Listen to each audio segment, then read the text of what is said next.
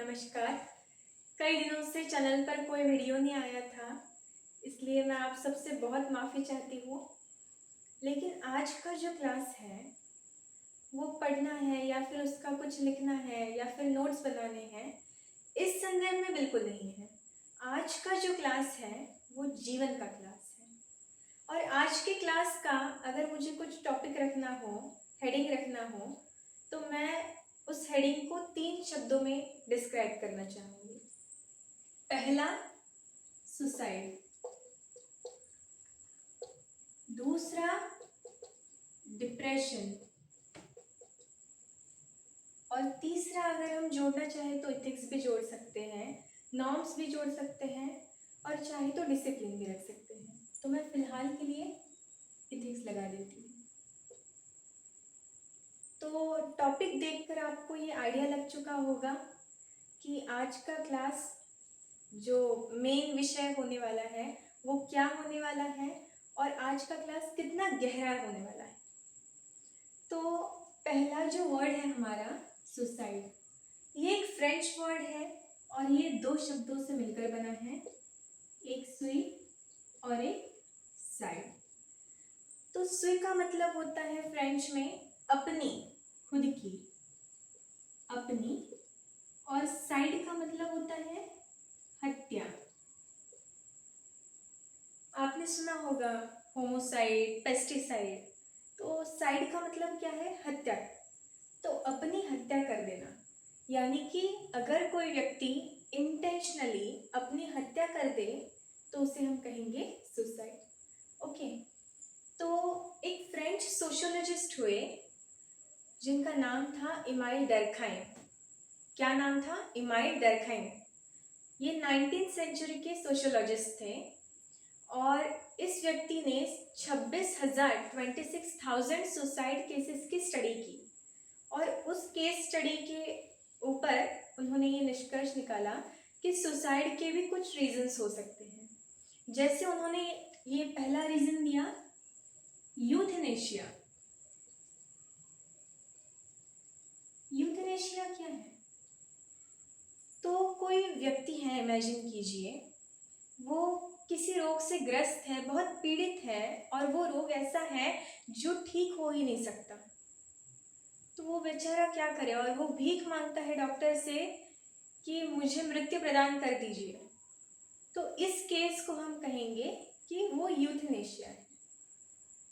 तो कोई व्यक्ति अगर बहुत ग्रस्त है असाध्य रूप से और वो मृत्यु की मांग करता है तो वो हो जाएगा यूथनेशिया, सुसाइड। तो इंडिया में भी एक ऐसा केस था जो अरुणा शानबाग का केस था, आपने नाम भी सुना होगा। उनकी जो लॉयल थी, मतलब जिनका नाम पिंकी वीरानी था, उन्होंने उनके ऊपर एक बुक भी लिखी थी, अरुणा स्टोरी करके। तो उनका भी यही टॉपिक था और वो केस सुप्रीम कोर्ट तक गया था और वो मांग कर रही थी यूथनेशिया की। तो इंडिया के सुप्रीम कोर्ट ने फाइनली ये जजमेंट दिया था कि हम इंडिया में एक्टिव यूथनेशिया परमिट नहीं कर सकते, लेकिन पैसिव यूथनेशिया परमिट कर सकते हैं। अब एक्टिव और पैसिव, इन दोनों के बीच में मैं आपको फर्क समझाती हूँ। एक्टिव यूथनेशिया मतलब किसी को इंजेक्शन दे के, इंजेक्शन लगा के मृत्यु प्रदान करना। ये भी कई देशों में अलाउड है, लेकिन इंडिया में फिलहाल इसकी परमिशन नहीं है। लेकिन इंडिया में क्या परमिट किया गया है? पैसिव यूथनेशिया, यानी कि जिस डिवाइस पर वो व्यक्ति जिंदा है, यानी कि ऑक्सीजन मास्क हो गया, जो एक्सटर्नल डिवाइसेस हैं, ईसीजी हो गया, वो सब हटा दिया जा सकता है, तो उसे कहेंगे हम पैसिव यूथनेशिया, जो इंडिया में अलाउड है। सेकेंड बताया है कि थॉटफुल सुसाइड। थॉटफुल सुसाइड क्या चीज़ है? तो कोई व्यक्ति है, इमेजिन कीजिए, वो उसकी उम्र है 90 या 100 साल। उसने पूरा जीवन का रस छन जाने तक जीवन जी लिया है और उसकी ऐसी कुछ इच्छा नहीं रह गई है जो वो पूरी करना चाहे। मतलब लोगों की क्या इच्छा रहती है कि पोते का मुंह देखने के बाद मृत्यु आ जाए। उसने शायद पोते के बाद भी एक जनरेशन देख ली। तो बिल्कुल जीवन से भरा हुआ व्यक्ति सेटिस्फाइड है, तो उसके मन में आता है कि बाद में पीड़ा से ग्रस्त होने के बाद तड़प कर मरने से अच्छा है मुझे अभी मृत्यु प्रदान में ले लूँ। तो ऐसे केस को हम कहेंगे कि थॉटफुल सुसाइड है। तो ऐसे क्लिनिक्स बने हुए हैं, जैसे स्विट्जरलैंड है, बेल्जियम है, ऐसे और कई देश हैं जहाँ पर इसको परमिट किया गया है, थॉटफुल सुसाइड को। स्पेशली क्लिनिक्स बनाए गए हैं कि जो 90, 80, 100 साल का जो व्यक्ति है वो वहाँ पर जाए, फॉर्म फिलअप करे और उसके बाद डॉक्टर्स उसे, वो गहरी नींद में चला जाए और डॉक्टर्स उसको शांति से मृत्यु प्रदान करते हैं। तो आपको इतना दुख नहीं होगा कि हाँ आपका जीवन अच्छा था और ऐसी कोई इच्छा नहीं थी कि आपको वो पूरी करनी थी, लगभग वो सारी इच्छाएं पूरी कर चुका था, तो उसे कहेंगे थॉटफुल सुसाइड। थर्ड आ जाएगा हमारा रिलीजियस सुसाइड। रिलीजियस सुसाइड क्या है? तो रिलीजियस सुसाइड मतलब कोई व्यक्ति धर्म के बहुत अधीन होकर अपनी हत्या कर ले। यहाँ इंटेंशन क्या हो गया? धर्म के बहुत अधीन होकर और खुद की हत्या कर दे, उसे हम कहेंगे रिलीजियस सुसाइड।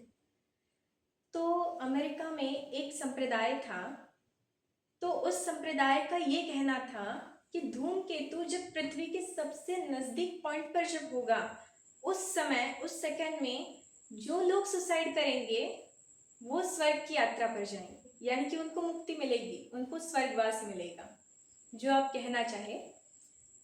तो संख्या तो लगभग 50 से कम नहीं रही होगी। 50 से ज़्यादा लोगों ने इस अंधविश्वास में अपनी जीवनयात्रा समाप्त कर ली कि उनको स्वर्गवास मिलेगा, वो धूमकेतु जिस समय पृथ्वी के सबसे नज़दीक पॉइंट पर होगा उस समय सुसाइड करने से। तो जो अंधविश्वास में या फिर धर्म के बहुत अधीन होकर सुसाइड करते हैं उनको रिलीजियस सुसाइड का केस माना जाता है। चौथा हो जाता है एल्ट्रुइस्टिक सुसाइड। एल्ट्रुइस्टिक सुसाइड क्या है? इसे हम सिंपल लैंग्वेज में बोलना चाहे तो शहादत कह सकते हैं, बलिदान कह सकते हैं। इसका एग्जाम्पल, जैसे स्वतंत्रता सेनानी हुए भारत में, वो चाहते तो अच्छा जीवन बिता सकते थे, वो जी सकते थे, लेकिन उन्होंने चुना क्या मुझे देश के हित में अपना जीवन समर्पित करना है। तो उस केस को हम कहेंगे कि एल्ट्रुइस्टिक सुसाइड है। यानी कि कई बार आप न्यूज़ पढ़ते हैं, जैसे भूकंप आया और माँ ने अपने बच्चे को बचाने के लिए अपने नीचे रखा और भूकंप की वजह से जो बिल्डिंग थी वो माँ के ऊपर गिर गई और माँ ने मरते मरते भी ये ध्यान रखा कि बच्चे को ऑक्सीजन सप्लाई अच्छे से होनी चाहिए और बच्चा जिंदा रहना चाहिए, उससे एक भी खरोच नहीं आनी चाहिए। और 4 दिन बाद जब रेस्क्यू टीम वहाँ पर पहुँचती है तो बच्चा जिंदा मिलता है।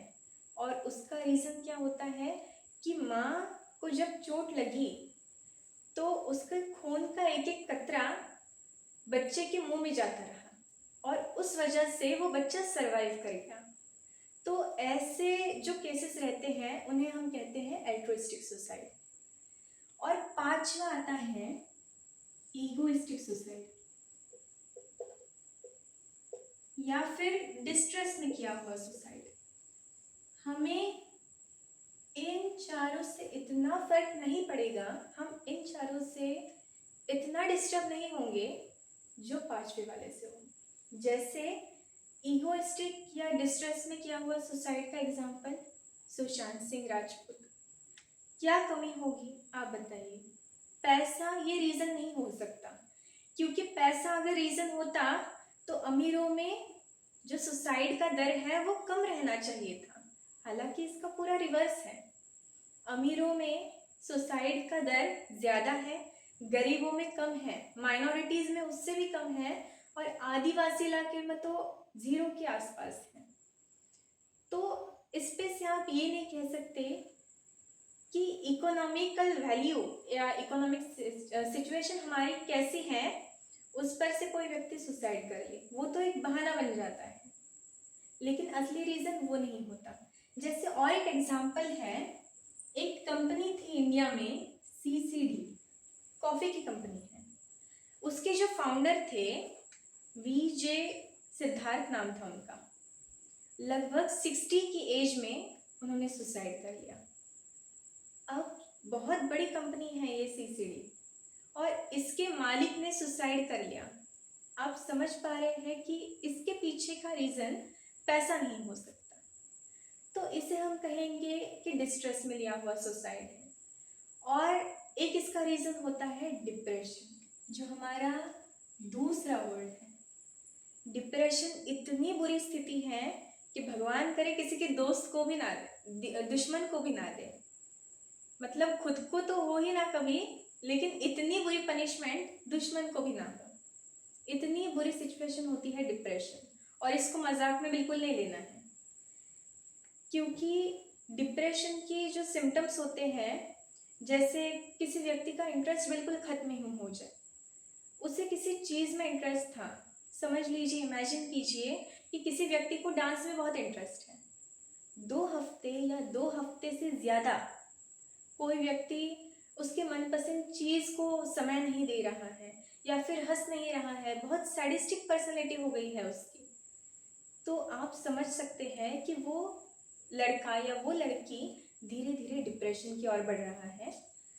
तो डिप्रेशन के जो अंतिम बिंदु पर जब व्यक्ति आ जाता है, तब उसके दिमाग में जो थॉट्स चल रहे होते हैं नेगेटिव, वो इगोइस्टिक या फिर डिस्ट्रेस के, सुसाइड के थॉट्स हो सकते हैं। और आप सभी की ये ड्यूटी बनती है कि आपके घर में या फिर आपके आस पड़ोस में ऐसे कुछ लोग होंगे जो बहुत सैड रहते हैं, हमेशा स्माइल नहीं करते, या फिर कभी कभी वो कह देते हैं कि जीवन में क्या रखा है।